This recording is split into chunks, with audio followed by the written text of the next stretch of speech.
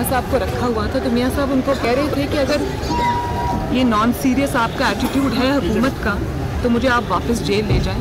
अब वो उनको कह रहे थे कि आप PIC चलें, तो जेल से PIC से वापस जेल, फिर सर्विसेज हॉस्पिटल, और अब वो PIC लेके जा रहे थे। तो हमें ये रहम की भीख नहीं चाहिए। उसकी वजह ये है कि मियाँ साहब का एक मसला था जो ये जानते हैं उनको था, और अगर एक अस्पताल से दूसरे अस्पताल, दूसरे अस्पताल से तीसरे अस्पताल अगर तज़हीक उनकी मकसूद थी, तो मियाँ साहब एक बहुत सेल्फ रिस्पेक्टिंग आदमी हैं।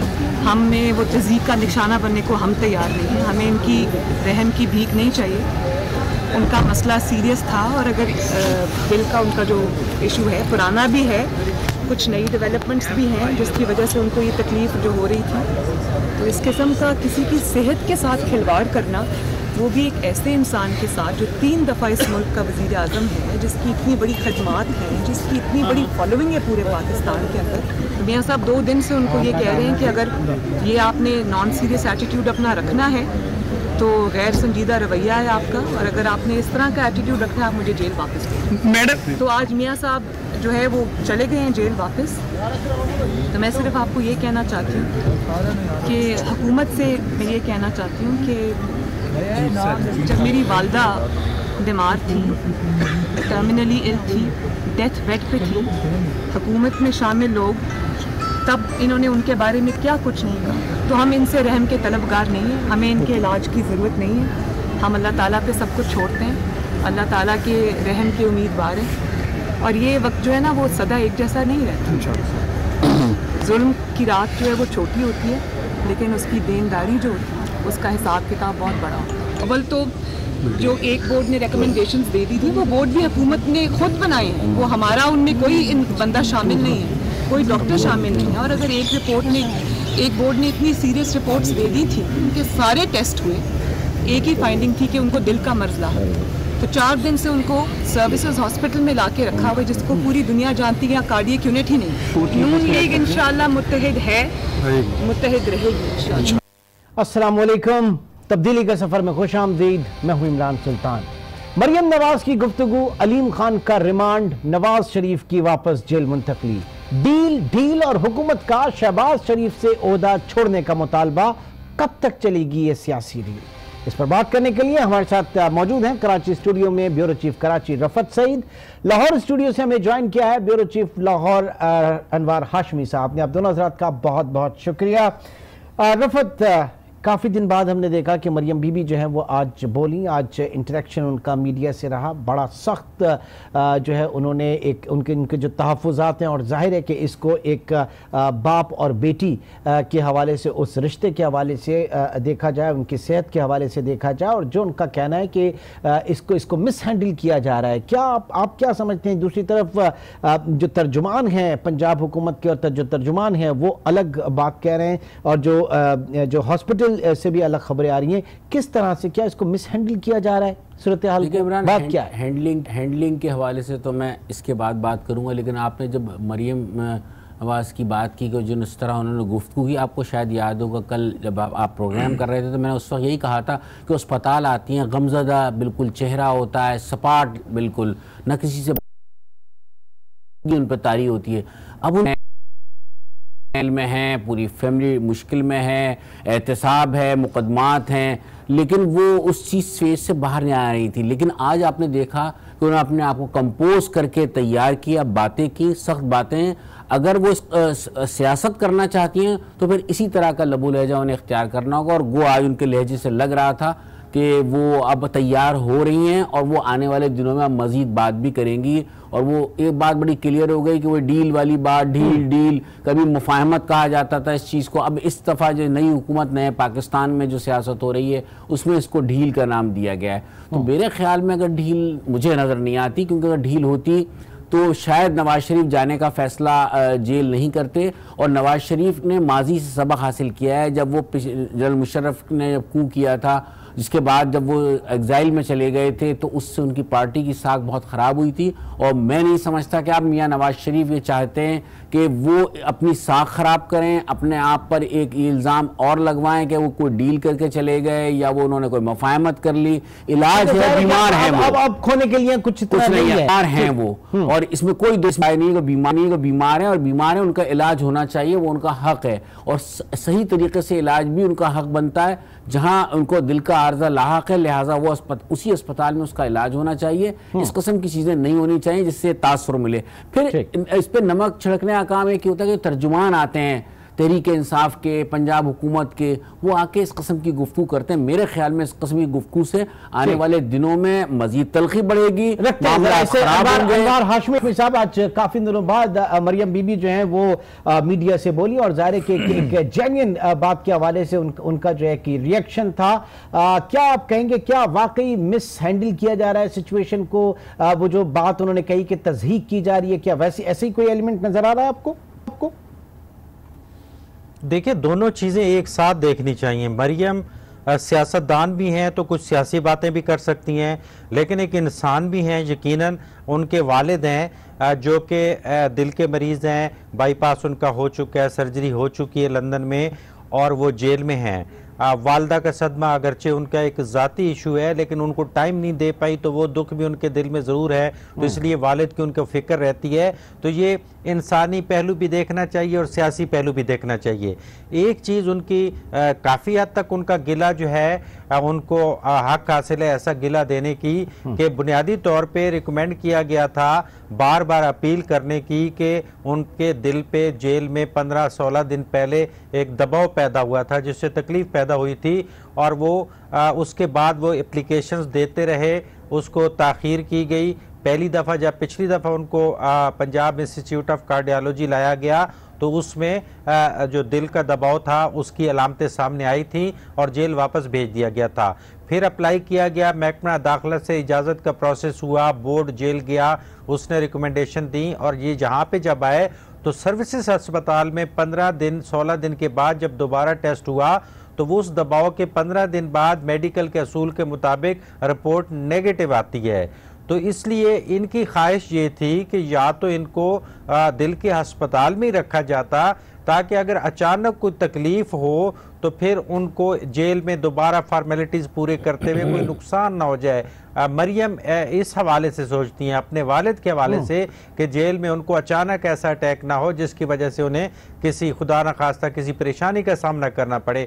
तो इन पहलुओं को जब वो मीडिया के सामने बयान करती हैं तो यकीनन उसको कई लिहाज से सियासी समझा जाता है, लेकिन नवाज शरीफ की कन्फ्यूजन बिल्कुल जेन्युइन थी कि वो ना तो खुल के वो जैसे कह रही थी कि ना तो मैं खुल के इनके पाँव पड़ सकता हूँ ना हाथ जोड़ सकता हूँ, जैसे वो कहते थे कि मैं भीख मांग नहीं सकता कि अपने इलाज के लिए, अगर मेरा इलाज कार्डियोलॉजी में करना है तो बिस्मिल्लाह, वरना मुझे जेल भेज दिया जाए। तो यही कैफियत हुई, जिसके बाद जो कानून के मुताबिक तो वो देखते हैं तो कहते हैं कि अभी कोई ऐसी संजीदा सूरत तशवीशनाक सूरत हाल नहीं है कि इनको अभी अस्पताल में रखा जाए। तो इस रिकमेंडेशन के बाद उनको आज जेल वापस भेज दिया गया, जिस पे मरियम नवाज ने ये सारी तशवीश का इजहार किया। अच्छा, फवाद चौधरी साहब कहते हैं और उन्होंने कहा आज के शहबाज शरीफ जो हैं वो इखलाकी तौर पर चेयरमैन पब्लिक अकाउंट्स कमेटी के ओहदे से मुस्ताफी दें, क्योंकि इस फोरम को इस्तेमाल किया जा रहा है, इसको सियासी उस पे, और जो नैबज़दा लोग हैं उनको भी इसमें इंडक्ट किया जा रहा है और उनको इखलाकी तौर पे जो है इस्तीफा दे देना चाहिए। ये और साथ ही साथ आज उन्होंने एक और बात कही कि फौज और हुकूमत के जो ताल्लुकात हैं वो मिसाली ताल्लुकात हैं। रफत, क्या उनको जरूरत पड़ी फौज और हुकूमत के दरमियान इस बेहतरीन कोऑर्डिनेशन वाली बात कहने की? देखिए इमरान, लगता ऐसा है कि फवाद चौधरी हों या शेख रशीद हों, दोनों ने शायद ISPR की जिम्मेदारी भी संभाल ली है, फ़ौज के तर्जुमान के तौर पर अपने आप को पेश करते हैं। मेरे ख्याल में अगर फ़ौज को कुछ कहना हो, कोई बात करनी हो, उनके पास उनका अपना एक इदारा मौजूद है, उससे वो उन चीज़ों की वजाहत भी करते हैं और मैसेज भी आता है, तो उनको कोई ज़रूरत नहीं है। जहाँ तक रही बात आपने की, आज तो फवाद चौधरी साहब जो हैं वो मटर, प्याज और मिर्च की कीमतों को भी लेके बैठे थे। देखें ना बहुत गैर संजीदा गुफ्तगू हो रही है जब से ये हुकूमत बनी है, और मेरे ख्याल में दोनों वज़रा, दोनों के पास इत्तलात के कलमदान हैं, एक के पास सूबे में फैयाज़ुल हसन चौहान और एक फवाद चौधरी। मैं मुसलसल कहता चला आ रहा हूँ ये बात, आपके हर प्रोग्राम में ये बात कहता हूँ कि इनका रवैया खासा जारहाना है, ये मुफाहमत वाला कहीं से नहीं लगता, हुकूमत चलने वाला कहीं से नहीं लगता। देखिए कहीं ना कहीं स्पेस देना होगी, जो साथ लेके चलने का अमल, साथ लेकर चलने का अमल, और जो बात स्पीकर कौमी असम्बली बहुत अच्छी तरह समझते हैं और वो मुसलसल कोशिश कर रहे हैं, गो के उन्हें पार्टी की तरफ से दबाव का सामना है, लेकिन उसके बावजूद वो कोशिश कर रहे हैं और इनका जो नाम पब्लिक अकाउंट्स कमेटी के लिए वो भी उसमें बहुत ज्यादा अमल दखल है स्पीकर कौमी असम्बली का। अब आप ये कैसे हो सकता है कि तरीके से साहब पहले फैसले कर लेती है, पार्टी ने एक्सेप्ट कर लिया, सब ने कर लिया, अब ये कहने से जान थोड़ी छूट सकती है कि वो हमने गलत फैसला किया था, आप वापस कर दें। गुड्डे गुड़िया का खेल नहीं है, आप असम्बली चलने दें, आप निजाम को चलने दें, आप सिस्टम को चलने दें।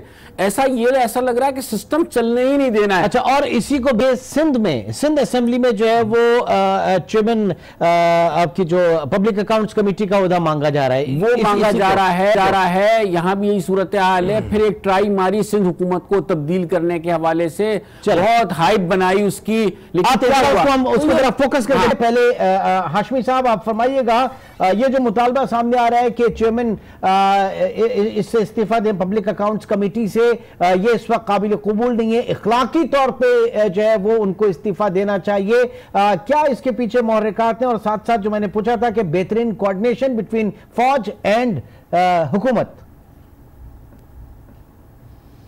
देखिए, फौज और हुकूमत की 6 महीने बाद इनको दोबारा एक दफ़ा ज़रूरत पेश आई है।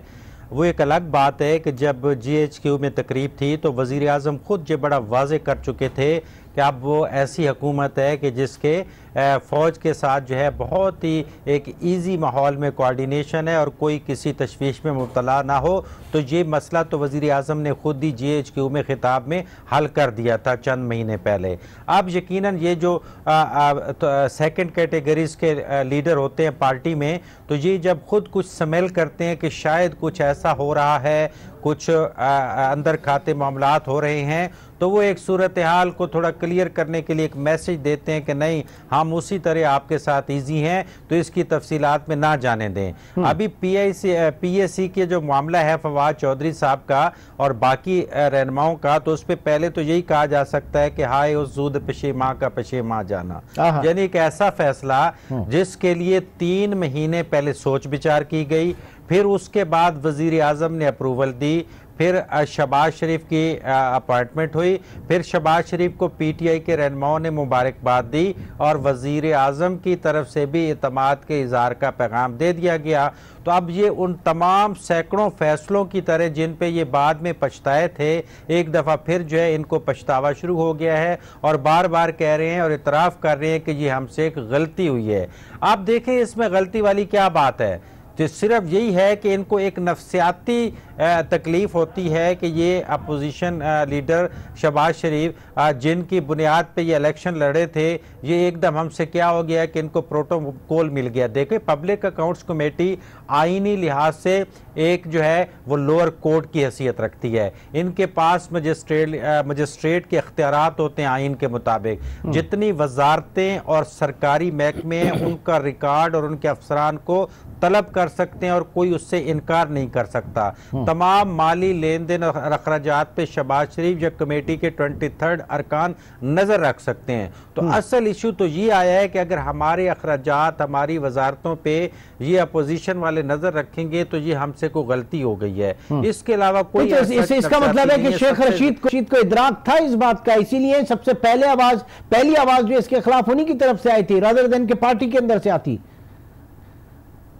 जी, कोई शक नहीं है कि शेख रशीद एक पुराने पॉलिटिशियन है, उन्हें पता था कि शहबाज शरीफ को एक ऐसा प्रोटोकॉल मिलना है जिसमें असम्बली की सिक्योरिटी ने भी उसके सैल्यूट भी करना है और उसको सारी चीज़ें उसी तरह मिलेंगी। तो उनको यकीनन एक नफ्सियाती असर है कि जिनके खिलाफ लड़े थे उनको ही हमने ताज पहना दिया है। तो अब दूसरी लेकिन अफसोसनाक बात है कि जब वो वज़ीर आज़म इमरान खान को इस मामले में भी और डील के मामले में बार बार डिक्टेट करेंगे, तो मैं समझता हूँ ये वज़ीर आज़म के लिए सुबकी का बायस बनेगी कि काबीना का एक वज़ीर जो है वो पहले प्रेस कॉन्फ्रेंस कॉन्फ्रेंस में वजीर आजम को हिदायत देता है, ऐलान करता है कि मैं वजीर आजम को समझाऊंगा, तो लोग तो हैरान है कि ये वजीर आजम किस कैलिबर के हैं कि जिसकी प्रेस कॉन्फ्रेंस में काबीना में खुफिया इजलास में बात करने की बजाय शेख रशीद जो है वो किस ग्राउंड पे खेल रहे हैं। क्या ये शेख रशीद ही थे जो मुख्तलिफ डील्स कराते थे और आज जो है वो उसी तरह ऊंची आवाज में बात करते हैं जैसे कि इमरान खान को कोई चीज महसूस होती हो कि अगर ये शेख रशीद की बात ना मानी गई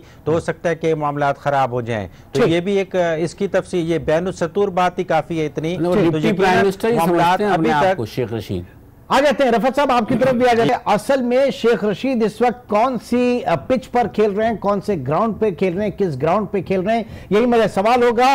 एक छोटे से ब्रेक की तरफ चलेंगे, ब्रेक के बाद दोबारा मिलते हैं।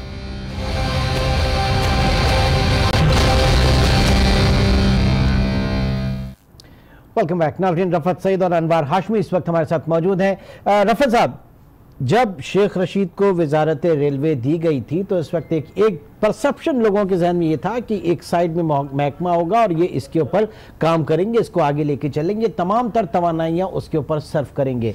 लेकिन हम ये देख रहे हैं कि बात डील की हो या ढील की हो या पब्लिक अकाउंट्स कमेटी के हवाले से उस पर इख्तलाफ हो, शहबाज शरीफ की उस पर, ये सारी बातें जो है ना शोशे सबसे पहले शेख रशीद साहब की जानिब से छूटते हैं।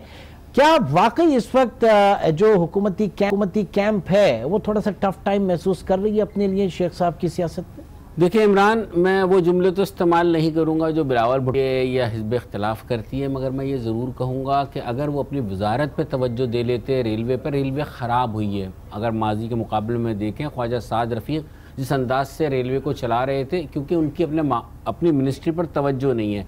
हर मसला, हरफन मौला सिंह हैं, वो हर मसले पे बोलते हैं, चाहे मज़हब का मामला हो, शरीयत का मामला हो, दीनी जमातों का मामला हो, क्रिकेट हो या सियासत हो, मईशत हो, बैनुल-अक़वामी ताल्लुकात हो, अफ़गानिस्तान हो, तो वो ऐसे हरफन मौला शोबिज़ में भी, शोबिज़ पे भी उनकी बड़ी अबूर और महारत है।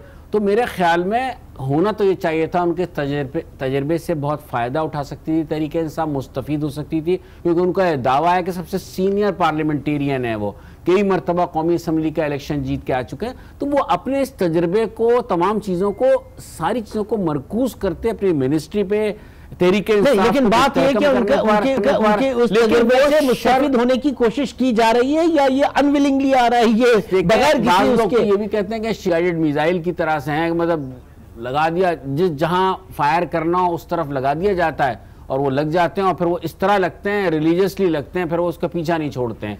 तो हाफिज साहब क्या कहेंगे शेख रशीद साहब जो है इस वक्त कौन सी पिच पे खेल रहे हैं? देखिए, शेख रशीद साहब पुराना जो है वो तासुर कायम करने की कोशिश करते हैं, जिसकी वजह से उनका ख्याल है कि वो जदीद दौर के पीर पे गाड़ा हैं। क्योंकि पहले अगर वो मुस्तकिल बुनियादों पे और परमानेंट सैलरी पे एक पोस्टमैन का काम करते थे, तो अब मैं समझता हूँ कि उनको डेली वेजेस पे काम मिलता है कि जब डाक डिलीवर करनी हो तो करनी पड़ती है। तो इसलिए वो कहते हैं कि मैं इमरान खान को एकदम कौन पढ़ा रहा है। और अब तो मुस्तकिल मुलाजमत भी नहीं है, अब तो कॉन्ट्रैक्ट्स के ऊपर आ गए हैं सारे। जी, मैंने तो डेली वेजेस की बात की है कि असाइनमेंट होगी तो डेली वेजेस मिलेगी, वरना वो ऐसे ही काम चलाएंगे। तो अगर इसको संजीदगी से लिया जाए तो इमरान खान के पास अपना एक थिंक टैंक मौजूद है, उसके इर्द गिर्द मौजूद है, जो उसको बताता है कि कहाँ लचक पैदा करेंगे तो ये पार्लियामेंट की या जमहूरियत की गाड़ी आगे चलेगी। तो जब वो लचक देते हैं तो शेख रशीद जैसे सियासतदान दौड़ के जाते हैं कि ये इमरान खान ने डिसीजन कहाँ से लिया है। तो ये वाली कंफ्यूजन जो है फवाद चौधरी और शेख रशीद और सूबाई सतह पे फयाजुल हसन चौहान इमरान के लिए बहुत से मसाइल पैदा कर रहे हैं। इसलिए इमरान खान खामोश रहते हैं, इनकी बातों को उस अंदाज में सीरियस अभी तक नहीं ले रहे, क्योंकि बुरान शिद्दत इख्तियार कर रहे हैं। मसलन अगर इनकी बात मान ली जाए कि शहबाज शरीफ को जो है वो चेयरमैन से हटा दिया जाए, खाली हटाने से मसला हल नहीं होगा। अपोजिशन तमाम कायमा कमेटियों से रिजाइन कर देगी और कायमा कमेटियां जो है कौमी असम्बली की सेटअप की आईनी ज़रूरत है, और वो अगर ख़त्म हो जाएंगी तो फिर एक जो है डेडलॉक पैदा हो जाएगा, ऐवान का काम वहीं पे रुक जाएगा, क्योंकि ऐसे नहीं काम चलेगा। तो इसलिए ये मशवरे जो है जो दे रहे हैं उनको आगे तफसीलात का नहीं पता, इमरान खान को बताने वाले यकीनन बता रहे हैं कि ऐसे शहबाज शरीफ को हटाने से कोई मसला हल नहीं होगा, इसलिए अभी गवर्नमेंट फंसी हुई है। अब आप देख लें कि छोटे छोटे इत्तेहादी जो है इस बुरहान में अपने मुतालबात मनवाना शुरू हो गए हैं। चौधरी परवेज इलाही और काफ लीग ने आज ही इस बुरहान में एक तो अपना मुतालबा मनवाया है, और एक सूबाई वजीर जो है वो नया उसमें इंटेक्ट करवाया है जो सुबह हलफ लेगा गवर्नर हाउस में, और मूना सिलाई की बातचीत चल रही है कि उसको वफाकी वजीर बनाया जाए। तो ये हुकूमत तो इस नरमो नाजुक धागे पे चल रही है कि वो अपने इत्तेहादी जो है अपने मुतालबात मनवाने पे लगे हुए हैं। तो ये कहां पे स्टैंड करेगी, कहां इतना बड़ा स्टैंड लेगी। आसिफ अली जरदारी की रिपोर्ट का 1 महीना रह गया, वो पॉलिटिकल दबाव जो है अपोजिशन उसको भी बढ़ा रही है। तो इसलिए इमरान खान को अगर इन्होंने शेख रशीद वगैरह ने इन गैर तामीरी मशवरों पर लगा दिया तो मैं समझता हूं कि बहुत मुश्किल हो जाएगी सूरत हाल आगे बढ़ानी इमरान खान के लिए। अच्छा रफत साहब, अब जाहिर है कि जो बात की जा रही है कि वो इखलाकी तौर पर इस्तीफा दे दें, और इखलाकी तौर पर कल हम देख रहे हैं कि जो अलीम खान ने इस्तीफा दिया तो उनके उस हिरासत से ज्यादा उनके इस्तीफा जो है उसके ऊपर जो है वो उसको अप्रिशिएट किया गया कि एक मिसाल कायम की है। ये ऐसा क्यों कहा जा रहा है, और जाहिर है कि क्या शहबाज शरीफ कभी इखलाकी तौर पे इस्तीफा देंगे? अगर इखलाकी तौर पे इस्तीफा देना होता तो ये ऑपोजिशन जमातें मिलती इस अहम तरीन पोजीशन के लिए। इस वक्त उनका सबसे बड़ा ढाल, सबसे बड़ा दिफा ये पोजीशन है, चेयरमैन APC। देखिए शहबाज शरीफ हरगिज़ ऐसा नहीं करेंगे, ना ऐसे दिया जाएगा, क्योंकि जैसा वो सही कह रहे हैं हाशमी साहब कि पूरा निज़ाम हिल जाएगा अगर इस तरह के एडवेंचर किए गए। और साथ में बता दूं कि जो शेख रशीद का जिक्र कर रहे थे, नादानी में नहीं कर रहे हैं, वो कोई असाइनमेंट है उनके पास, असाइनमेंट के तहत कर रहे हैं, बिल्कुल नादानी में। ऐसा नहीं हो रहा कि वो इमरान खान को मशवरे देने लग गए हैं, या वो जिस तरह इमरान को वो एक कल्चर जो था वो पुकारते भी इस तरह है। वज़ीर आज़म भी कहते हैं मैंने इमरान का कहा, गली का कोई लड़का है, इस तरह से बात करते हैं वो, जैसे कि बिल्कुल कुछ नहीं पता इमरान खान को। तो मेरे ख्याल में ये बात भी अपना प्राइम मिनिस्टर को पसंद आ रही होगी, ना उनके इर्द गिर्द जो हल्का अहबाब है ना उन्हें पसंद आ रही होगी। और जहाँ तक रही बात इस्तीफे की बात, हरगिज़ ऐसा नहीं होगा।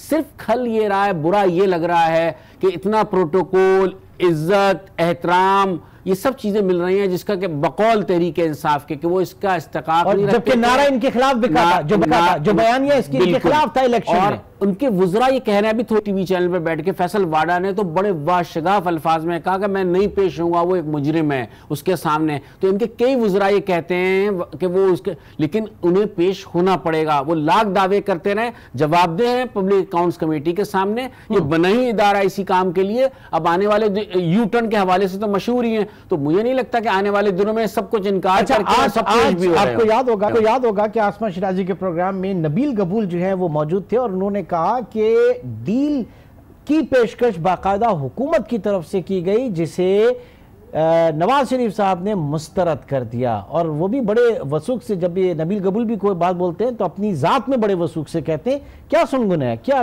नबील गबूल ने पीर पगाड़ा की मिसाल दी शेख रशीद की। नबील गबूल भी जो है ना जदीद दौर के पीर पगाड़ा बनने की कोशिश करते हैं, पेशगोइयाँ करते हैं, और वो भी अपने आप को इन्वर्टेड कॉमा सर्टन क्वार्टर में, ये साफ साफ कहूँगा इस्टेब्लिशमेंट का नुमाइंदे के तौर पर टीवी टॉक शोज में अपने आप को पेश करते हैं और इसी किस्म की इत्तलात फराहम करते हैं।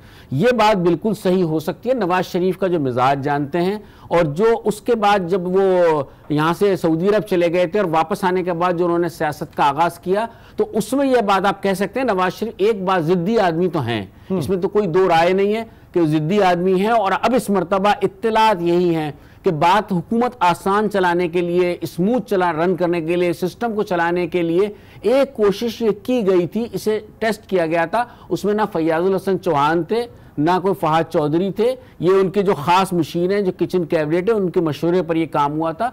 तो ये कोशिश जरूर की गई थी, लेकिन नवाज शरीफ अभी तक रिफ्यूज कर रहे हैं। और अगर किसी लम्हे उनकी तबीयत खराब हो जाती है और कुछ मामला ऐसा, क्योंकि दिल की तकलीफ का मामला है, और अगर वो कहीं अस्पताल शिफ्ट करना पड़ता है, कोई ऐसा मेरे ख्याल में हुकूमत के लिए बहुत मुश्किल होगा। अगर कोई चीज़ भी उनकी सेहत के हवाले से आगे पीछे हुई तो मुश्किल हो जाएगा जवाब देना। हाशमी साहब, एक ऐसा आदमी जो इस वक्त ज़ाहिर के सेहत के इतने पेचीदा जो है उसके साथ इश्यूज है, वो अचानक कैसा इतना ताकतवर हुकूमत को नजर आ रहा है कि वो हुकूमत नहीं चलने दे। Welcome back. हाशमी साहब, तकरीबन 7-8 महीने हो चुके हुकूमत बने हुए, और क्या अब भी ये समझा जा रहा है, हुकूमत ये समझती है कि किसी भी तरीके से किसी भी तरह नवाज शरीफ जो है वो उसके लिए खतरा है, उनके लिए जो डील की बात हो रही है, और नबील कबूल ने कहा कि हुकूमत की तरफ से पेशकश की गई थी? देखिए, कोई इस तरह हुकूमत का मौक़िफ़ अगर उनकी ये सोच है तो इतनी वाज़ेह तो हम नहीं कह सकते कि हुकूमत ये सोच रखती होगी कि नवाज शरीफ उनके लिए इतना बड़ा ख़तरा बने हुए हैं। परवेज़ मुशर्रफ के दौर में मैं ऑन रिकॉर्ड कह सकता हूँ कि जब वो जेल में थे तो उनको साथियों ने कहा था कि अगर ये जेल में भी रहे तो आपके लिए ख़तरा साबित होंगे, तो जिसलिए दोस्त ममालिक जो रिक्वेस्ट कर रहे हैं उनको भी अब्लाइज करें और इनको भी मुल्क से बाहर भेज दें को हमारे लिए आसानी रहेगी। ये थ्योरी उस वक्त पाई जाती थी। इस वक्त देखें, दो चीज़ें हैं ना, एक तो होता है कि कुछ दोस्त ममालिक की थ्योरी चल रही थी कि उनकी रिक्वेस्ट भी हो सकती है, क्योंकि जिसको आप कल के प्रोग्राम में एक तीसरी कुव्वत कह रहे थे, तो तीसरी कुव्वत भी दो हुआ करती हैं। आजकल जो दोस्त ममालिक हैं वो भी किसी न किसी तरीके से अपने पुराने ताल्लुकात को बरूएकार ला कर रिक्वेस्ट करते हैं कि इनको रिलीफ दिया जाए, और अंदरूनी कुव्वतें भी यकीनन कुछ न कुछ किसी वजह से कोई पॉजिटिव सोच रखते हुए करती हैं, लेकिन ऐसी सूरत हाल नहीं है। अब आप देखें कि पीटीआई की गवर्नमेंट भी तो इस मामले पे खुद इसलिए सियासत कर रही है कि वो नताइज नहीं दे पा रही केसेस के हवाले से। ठीक है, उसका मौक़िफ़ है कि अदालतें आज़ाद हैं, नैब आज़ाद है, तो फिर चलने दें। ये मेडिकल ट्रीटमेंट वगैरह जो भी आप रिलीफ दे सकते हैं देते रहें, तो आप एतमाद करें। इसका मतलब है अदालतों के पास वो ठोस चीजें अभी तक नहीं है। अपीलें क्या मंजूर होती हैं या खारिज होते हैं, ये बरी होते हैं। शहबाज शरीफ की तो अभी तफ्तीश चल रही है, क्या वो बरी हो जाते हैं? तो इस चीज से हुकूमत घबराती है अगर केसेस कमजोर नहीं है। लेकिन हाशमी साहब, इफ्तिखार दुरानी आज आसमा के प्रोग्राम में थे, आसमा शिराजी के प्रोग्राम में, उन्होंने कहा कि नैब ने बेड़ा गर्क कर दिया है, हम जो करना चाह रहे थे हम तो करने आए थे एहतिसाब के हवाले से, लेकिन यहां तो चीजें मुख्तलिफ हो रही हैं। ये तो दुरानी साहब का कहना है। जी बिल्कुल, ये सोच इमरान खान की है, क्योंकि इमरान खान जो चाहते थे कि शायद उनके कहने से एकदम सबको जेल में भेज दिया जाएगा और अरबों रुपए की जो रकम है बैरून मुल्क से वो 1 सेकंड में वापस आ जाएगी। वो नहीं देखते थे कि कानून और प्रोसेस कितने लंबे होते हैं। इस बेचैनी की वजह से इमरान खान के अल्फाज इफ्तिखार दुरानी और उनके दोस्तों को कहने पड़ रहे हैं कि नैब ने तो बेड़ा गर्क कर दिया है। वो समझते थे रातों रात सारे ये मसाइल हल हो जाएंगे। अगर रातों रात होता तो ट्रायल केस के तौर पे आप अलीम खान का केस का फैसला 3 दिन में करवा लें, अगर अपोजिशन खुद रुकावट बन रही है। तो इसका मतलब है कि वो सोच गलत थी। तो इदारों पे एतमाद है तो फिर फैसला करने दें और एतमाद करें। ये डील और डील की बातें आप खुद ही अगर खामोशी इख्तियार कर लें तो मैं समझता हूं कि इसमें ज्यादा हिस्सा इनका अपना है, पॉलिटिक्स खेल रहे हैं। रफत साहब, ऐसे में अगर ये कहा जा रहा है कि पीटीआई हुकूमत को इस वक्त बाहर से खतरा नहीं है, तो यकीनी तौर से खतरा फिर अंदर से है। अंदर से जो खतरा है वो नाअहल लोगों के हवाले से है, जो वुज़रा डिलीवर नहीं कर पा रहे, जो वादे करके आए थे, जिसके ऊपर वोट मिला था वो पूरा नहीं हो पा रहा। ये खतरा जो है वो ज्यादा संगीन है। फिर बिल्कुल ये खतरे हैं। और इमरान, एक बात बता दूं, अब वो कंटेनर पर नहीं है। अगर आप उनकी पुरानी तकारीर निकाल लें, और जैसा इन्होंने बिल्कुल दुरुस्त कहा, मुराद सईद का वो बड़ा तारीखी सोशल मीडिया पे वो जुमला है कि अरबों खरबों रुपए किस तरह से इमरान खान लाएगा, एक दिन वजीर आजम बनेगा, दूसरे दिन वो पैसे आएंगे, तीसरे दिन पाकिस्तान में हर तरफ डॉलरों की भरमार होगी और फिर पाकिस्तान के तमाम मसाइल हल हो जाएंगे। तो मेरे ख्याल में जब इस सोच के बचकाना सोच के साथ वजीर बनेंगे, बचकाना सोच के साथ